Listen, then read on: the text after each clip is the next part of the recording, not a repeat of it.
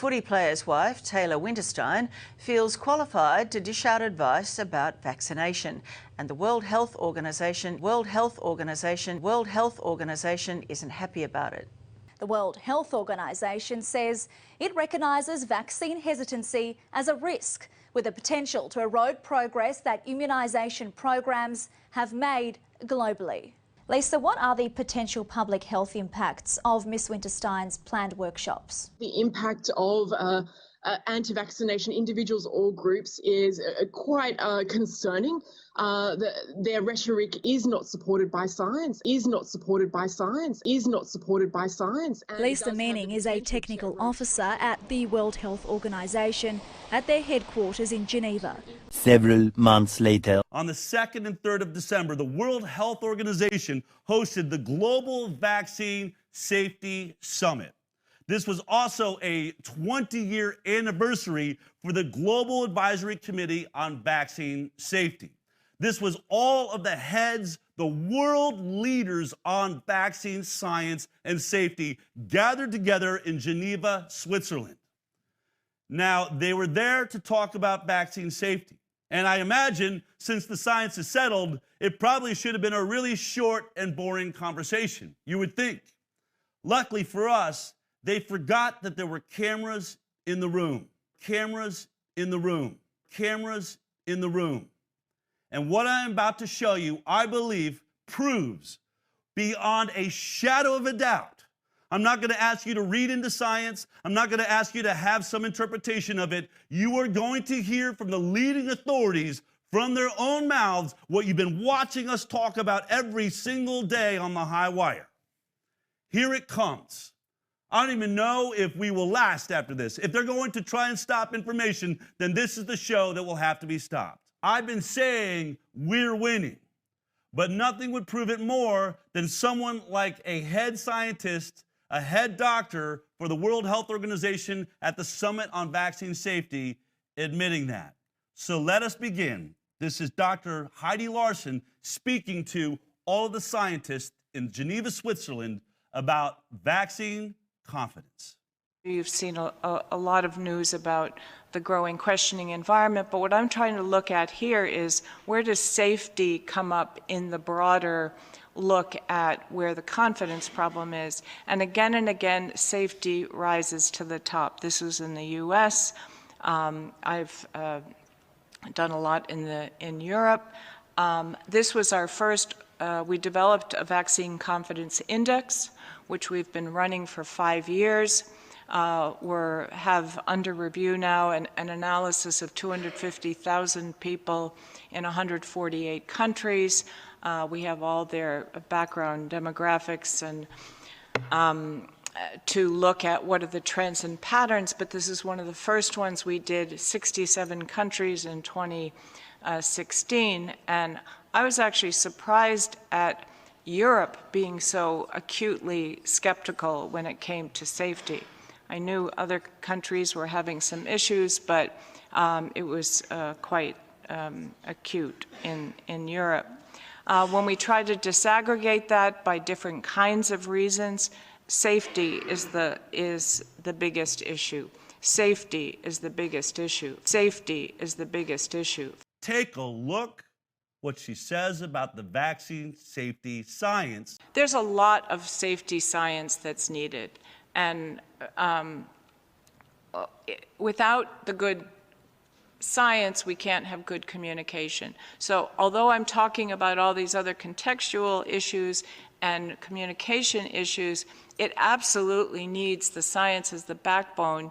You can't repurpose the same old science to make it sound better if you don't have the science. You don't have the science that's relevant to the new problems. So we need much more investment in safety science. What?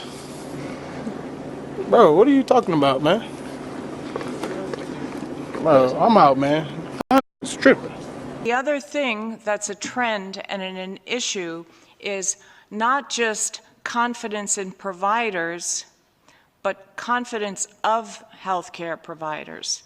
We have a very wobbly health professional frontline that is starting to question vaccines and the safety of vaccines. That's a huge problem, because to this day, any study I've seen, and we're constantly looking on any studies in this space, still the most trusted person on any study I've seen globally is the healthcare provider. And if we lose that, we're in trouble. Listen to what she's saying. The front line, they're soldiers for this issue are the doctors. Everybody looks up to, she says, to the doctors. That's the number one person that people believe in, but that person is becoming wobbly. That person, we are all shocked to find, including her, but especially me, that they are starting to question vaccines themselves. The doctors themselves are questioning the vaccines. Isn't that mind-blowing? So we're having an even bigger effect than we realize. They're not admitting that to us, but they're admitting that to the World Health Organization when they're having to fill out a survey. Yeah, no, I'm not really confident about these things. Some of the things, like I'm especially not confident giving a flu shot to a pregnant woman because I haven't seen a safety study on that. But what's really amazing is when she starts to drill in on why would the doctors be lacking this confidence and what are we going to have to do about it, listen to what she admits. We've talked about it earlier. Some of the challenges are when the frontline professionals are starting to question, or they don't feel like they have enough confidence about the safety to stand up to it to the person asking them the questions. I mean, most medical school curriculums, even nursing curriculums, I mean, in medical school, you're lucky if you have a half day, on vaccines, never mind keeping up to date with all this. I would be asking people who would they trust more with their child, their local doctor or a WAG. What?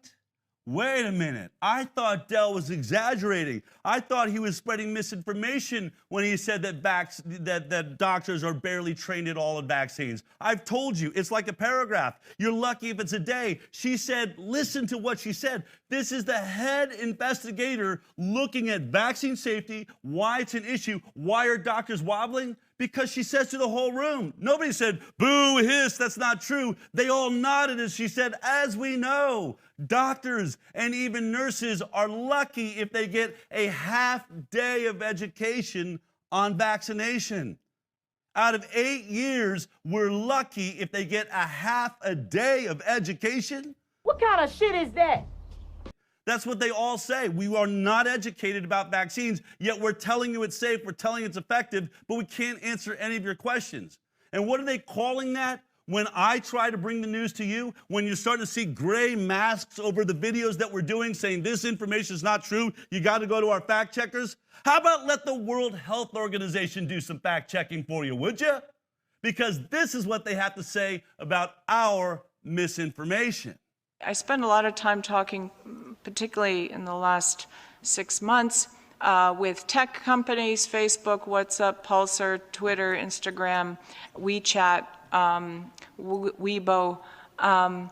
They have a lot of fingers pointing at them to fix the misinformation problem. But it's not so simple. One, the biggest problem is a lot of it's not misinformation. Medical expert John Cunningham. They're going to be trying to indoctrinate young parents, and particularly mothers, in misinformation. Wait a minute. Wait a minute. Wait, first of all, you're not going to speed past that like you didn't just say what you just said. Our problem is, as we've heard in the last 48 hours, that there's not anything 100%.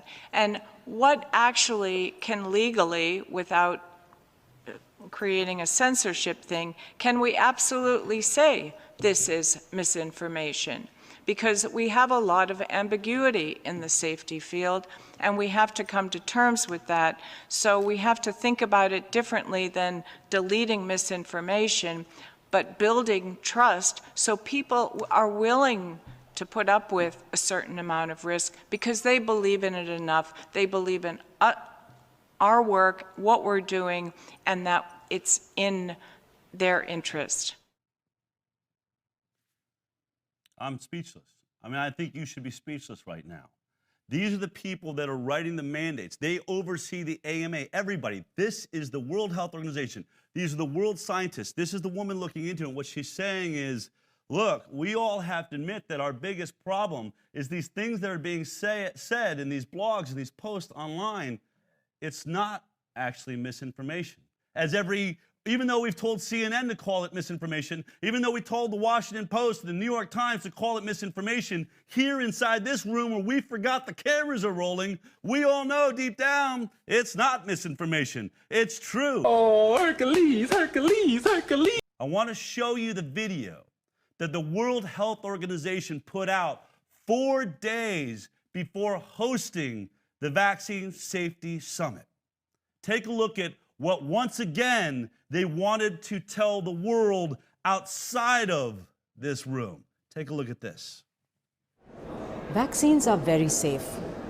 If someone gets sick after vaccination, it is usually either a coincidence, an error in administering the vaccine, or very rarely a problem with the vaccine itself. That's why we have vaccine safety systems, robust vaccine safety systems.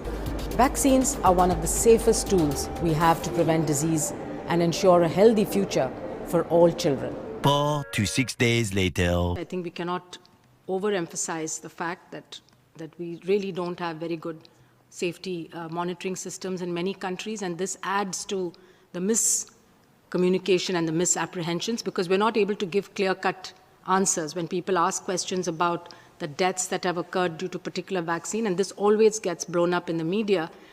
One should be able to give a very factual account of what exactly has happened and what the cause of deaths are. But in most cases, there's some obfuscation at that level, and therefore there's less and less trust then in the system. Putting in place the mechanisms, whether they're cohort studies or whether they're sentinel surveillance sites, to be able to monitor what's going on and report back, and then for corrective action to be taken, because unexpected things could arise after introduction, and one always has to be prepared. As we've seen, in the history of many drugs, you've learned about adverse events only after the drug's been licensed and introduced into the population. So I think that risk is always there, and the population needs to understand that and feel confident that mechanisms are being put in place to study some of those things. I cannot believe this shit. Why the fuck you lying? Why you always lying? Oh my God, stop fucking lying. Do what it takes. Taylor, you rock, and you're our high wire hero of the week. What does your husband have to say? Is he like, baby, come on? I mean, honey, you got to get yourself in the middle of this? I mean, he's one of the most powerful guys in the world, yet his wife's out there, and he can't protect you. No, he's like, baby, go for it. You are so brave. I love how fierce and passionate you are. My husband, I could not do this without him and his love and support. That's one reason why I can be brave and keep going, because I have a man behind me who supports his wife, supports, our decisions. He's so proud of how we raise our children. Our children are so healthy, and he wants to share that with the world too. Taylor Winterstein is joining me with her husband, Frank Winterstein. First of all, thank you both for coming in here. Has it affected your career at all? I mean, what's it like? I mean, you travel from one team to another. Have you seen anybody mention it to you, or does it come up? Yeah, definitely. It's been tough personally. Obviously, seeing her being spoken down to in the media and stuff is quite tough. But as a husband and as a father of our kids, I've just got to make sure that I'm on my A game all the time and hold space for her and keep supporting her along this journey, because so many people depend on us. Whereas the teams, I definitely do have conversations with a few of the boys in and around the changing rooms and on the field after a game. They're quite, they want to know what's going on, and they have a few questions to be asked, so they definitely lean upon her and trying to get as much information as possible through Taylor, so she's doing a great job. Your kids are your everything, and for me personally, I'm a husband, I'm a father first and foremost, and my career comes, second to that. So I'd happily just give it all up just to make sure my kids are safe and sound and are healthy. And thankfully, Taylor's leading the way for our household and for many Australians back at home. And I'm just real proud of her. She's flying the flag for us Aussies down under, and I'm definitely gonna keep showing up like this. Here I am, and supporting her all the way.